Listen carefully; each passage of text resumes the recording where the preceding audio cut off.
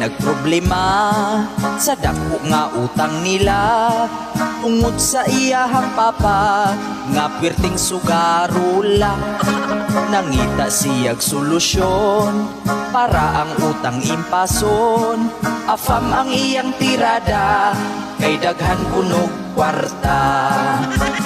Impas ang utang kung may afam.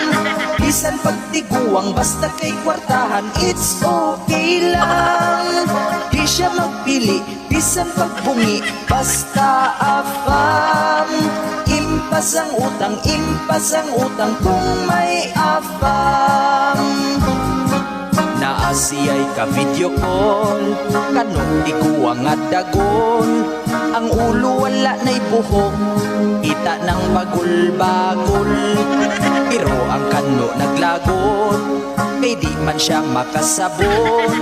Kung mangutan na ang kano, sige lang siya giyango-iyango. Impas ang utang kung may afam. Bisan pagtiguang basta kay kwarta.